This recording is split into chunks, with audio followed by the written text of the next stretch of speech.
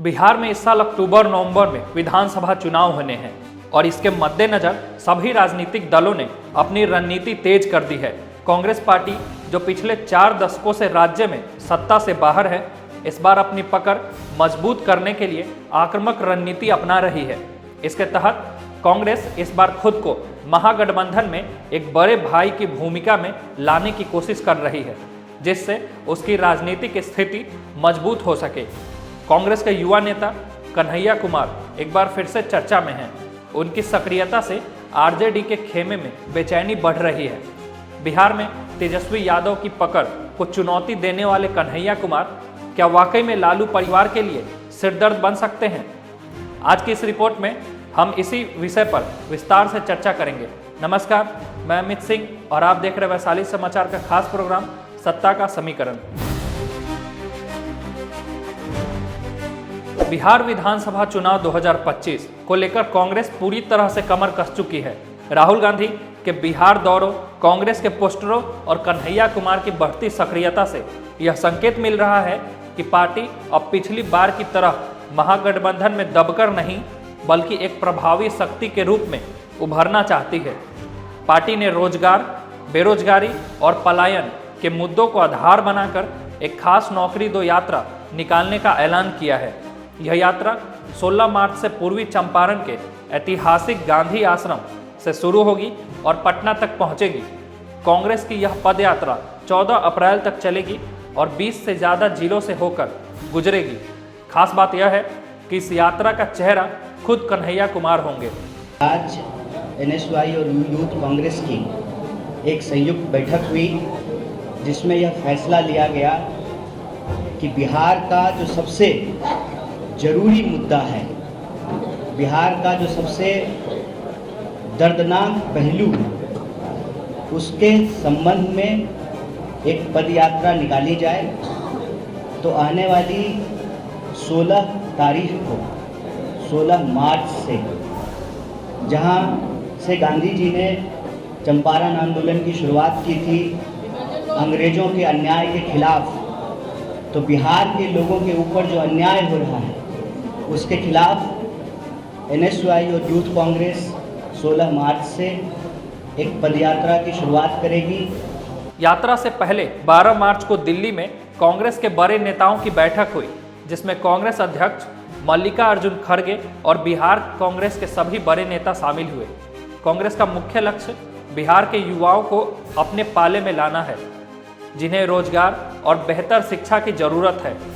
बिहार की राजनीति में आरजेडी प्रमुख लालू प्रसाद यादव का दबदबा सिर्फ उनकी पार्टी तक ही नहीं सीमित है, बल्कि बिहार कांग्रेस पर भी उनकी मजबूत पकड़ है।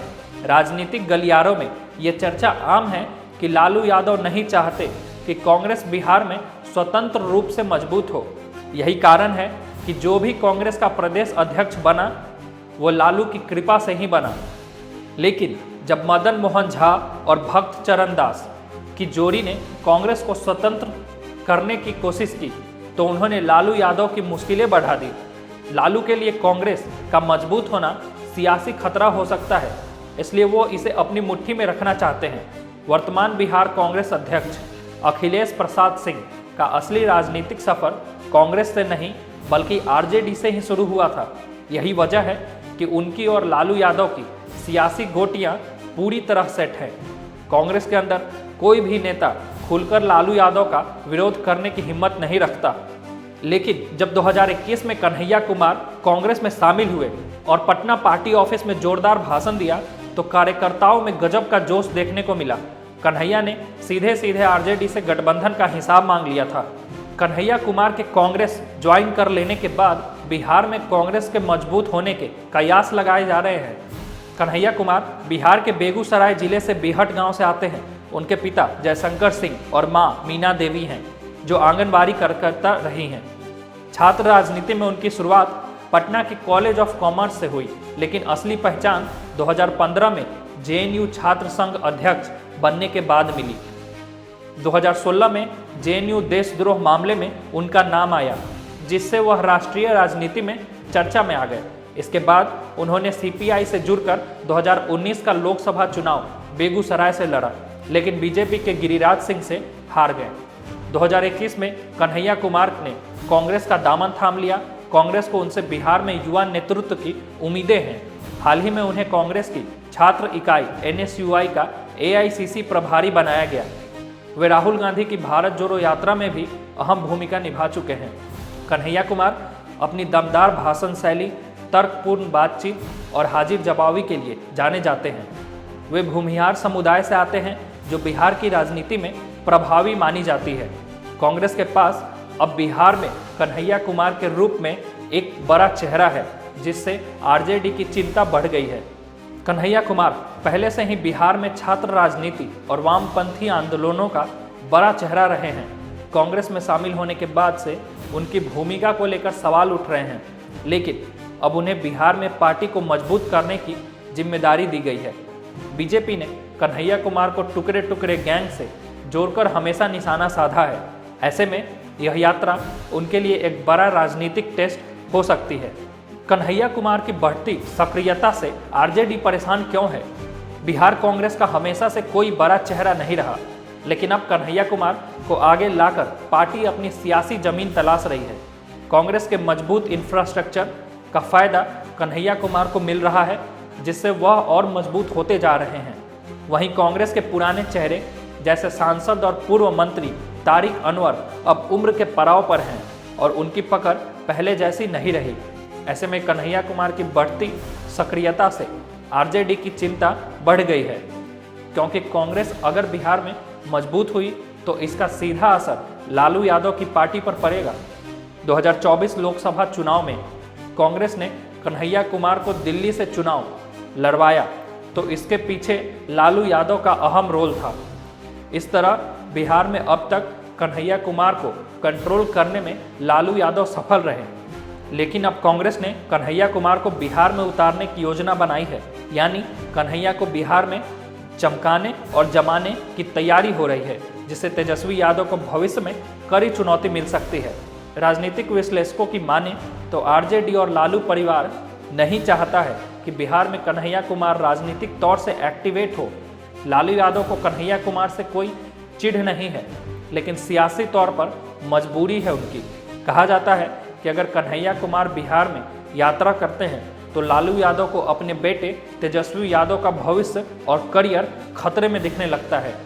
लालू प्रसाद यादव की मुश्किलों को समझना ज़्यादा मुश्किल नहीं है। वो नहीं चाहते कि तेजस्वी यादव के इर्द गिर्द बिहार में कोई भी नेता ऐसा उभरे जो उनके बेटे तेजस्वी यादव के लिए चुनौती खड़ी कर दे या उसका कद छोटा हो जाए। हालांकि देखा जाए लालू यादव तो तेज प्रताप को भी वैसा मौका नहीं देना चाहते और बेटी मीसा भारती को ये बात सबसे ज़्यादा कचोटती रहती है। ऐसे में कन्हैया कुमार अगर बिहार में टिक गए तो तेजस्वी यादव के पॉलिटिकल करियर को उस ऊंचाई पर नहीं पहुंचा पाएगा जैसा लालू यादव चाहते हैं। लालू प्रसाद यादव के परिवार को इस बात पर शक है और शंका है कि कन्हैया कुमार बिहार की राजनीति में खुद को स्थापित करते हैं तो तेजस्वी यादव के लिए मुश्किलें आ सकती है। खासकर मुस्लिमों में कन्हैया कुमार की लोकप्रियता काफ़ी है और RJD से मुस्लिम वोट खिसक सकते हैं। हकीकत यही है कि मुस्लिमों के आधार वोट पर ही RJD बिहार की सबसे बड़ी पार्टी बनने में सफल है। ऐसे में अगर कन्हैया कुमार के कंधे के सहारे कांग्रेस में थोड़ी भी जान आ गई तो राजद के लिए खतरा हो सकता है। कांग्रेस और RJD लंबे समय से बिहार में गठबंधन में है, लेकिन इस पदयात्रा के बाद दोनों दलों के संबंध में खटास आ सकती है।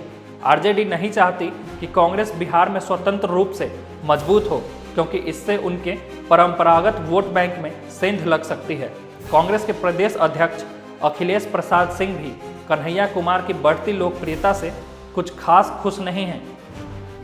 सूत्रों की माने तो RJD के साथ कांग्रेस के संबंधों में इस बार बदलाव नजर आ रहे हैं। कांग्रेस अब अपनी शर्तों पर चुनाव लड़ने का मन बना रही है। कांग्रेस नेता कन्हैया कुमार इस बार बिहार विधानसभा चुनाव भी लड़ सकते हैं।